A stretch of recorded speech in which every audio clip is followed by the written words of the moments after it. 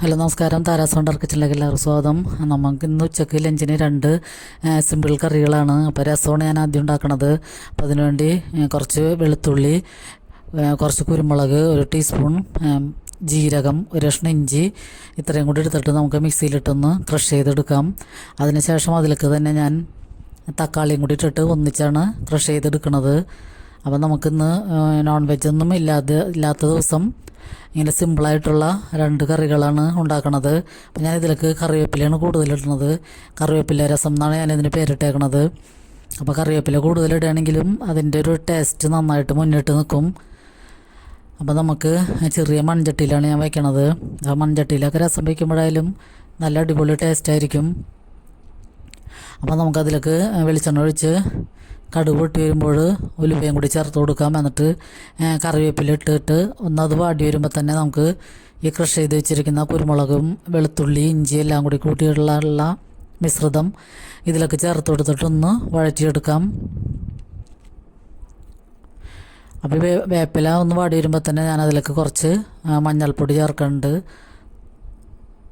എന്നിട്ടാണ് നമ്മൾ ഈ എടുത്ത് വെച്ചിരിക്കുന്ന കൂട്ട് ചേർത്തിട്ടൊന്ന് വാടി വരുമ്പോൾ തന്നെ നമുക്കതിലേക്ക് വാളംപുള്ളിയുടെ വെള്ളം ഒഴിച്ചു കൊടുക്കാം. ഒരു ചെറുനാരങ്ങ വലുപ്പത്തിൽ എടുക്കേണ്ട ആവശ്യമില്ല. അതിനേലും കുറച്ച് കുറവായിട്ടാണ് ഞാൻ എടുത്തേക്കണത്. തക്കാളി ഇടുന്ന കാരണം അതിൻ്റെ പുളി ഉണ്ടല്ലോ.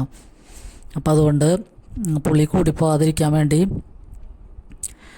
അത്രയും പുളിയാണ് എടുത്തേക്കണത്. ഒരു നെല്ലിക്ക വലുപ്പത്തിലുള്ള പുളിയാണ്. അപ്പോൾ അതും കൂടി ചേർത്തിട്ട് നമുക്ക് ആവശ്യത്തിന് ഉപ്പും കൂടി ഇട്ട് കൊടുക്കാം.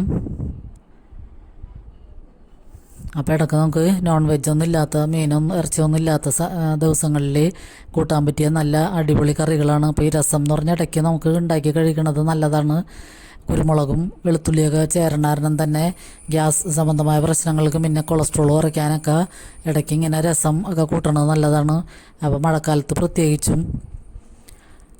പിന്നെ നമുക്ക് കടച്ചക്ക മെഴുക്ക് വരട്ടിയാണ് ഞാൻ ഉണ്ടാക്കണത്. അപ്പോൾ കടച്ചക്ക ഞാൻ വേവിച്ച് ചീത്താതിരിക്കാൻ വേണ്ടി ഇത് വേവിച്ചിട്ട് ഫ്രിഡ്ജിൽ അടച്ചു വെച്ച് സൂക്ഷിച്ചേർന്നതാണ്. അപ്പോൾ നമുക്കത് കുറച്ച് നേരത്തെ മുമ്പ് പുറത്തെടുത്ത് വെച്ചിട്ട് ഞാനിപ്പോൾ അത് മെഴുക്ക് വരട്ടി ഉണ്ടാക്കുകയാണ്.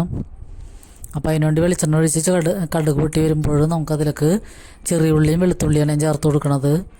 അതൊന്ന് ചതച്ച് എടുത്തത് ചേർത്തിട്ട് അതിലേക്ക് കറിവേപ്പിലയും കൂടി ഇട്ടിട്ടൊന്ന് വഴന്നു വരുമ്പോൾ തന്നെ കുറച്ച് മുളക് പൊടിയും ഒരു 1/4 ടീസ്പൂൺ കുരുമുളക് പൊടിയും 1/4 ടീസ്പൂൺ മഞ്ഞൾപ്പൊടിയും കൂടി ഇട്ടിട്ട് ആ പൊടികളുടെ പച്ചമണം മാറുന്നതുവരെ ഒന്ന് വഴറ്റിയതിന് ശേഷം നമുക്ക് ഈ കടച്ചക്ക ഇട്ട് കൊടുക്കാം. ഇപ്പോൾ കടച്ചക്കയുടെ സീസണാണല്ലോ ഇപ്പോൾ. അപ്പോൾ കടച്ചക്ക കിട്ടുകയാണെങ്കിലും ചക്ക കഴിക്കണ പോലെ തന്നെ കടച്ചക്കയും നല്ലതാണ്. പിന്നെ കടച്ചക്ക വറുത്തരച്ച് ഇറച്ചി വെക്കണ പോലെയൊക്കെ വയ്ക്കാറുണ്ട് ഞാനപ്പോൾ നോയമ്പ് കാലത്തൊക്കെ ഞാൻ അങ്ങനത്തെ കറികൾ വയ്ക്കാറുണ്ട്. ഇതിപ്പോൾ മെഴുക്ക് വരട്ടിയാകുമ്പോൾ രസവും മെഴുക്ക് വരട്ടിയും കൂടിയും നല്ല അടിപൊളി കോമ്പിനേഷനാണ്. പിന്നെ ഇതിൽ പപ്പടവും കൂടി ഉണ്ടെങ്കിലും നല്ലതാണ്. അപ്പോൾ പപ്പടം ഇല്ല എൻ്റെ കയ്യിൽ. അപ്പോൾ ഇത് രണ്ടുമാണ് ഞങ്ങളുടെ ഇന്നത്തെ ലഞ്ച് റെസിപ്പീസ്. രസവും കടച്ചക്ക മെഴുക്ക് വരട്ടിയും പിന്നെ അച്ചാറും. അപ്പോൾ എല്ലാവർക്കും വീഡിയോ ഇഷ്ടമായെന്ന് കരുതുന്നു. ഇഷ്ടമായി ലൈക്ക് ചെയ്യാൻ മറക്കരുത്. അപ്പോൾ എല്ലാവർക്കും നന്ദി.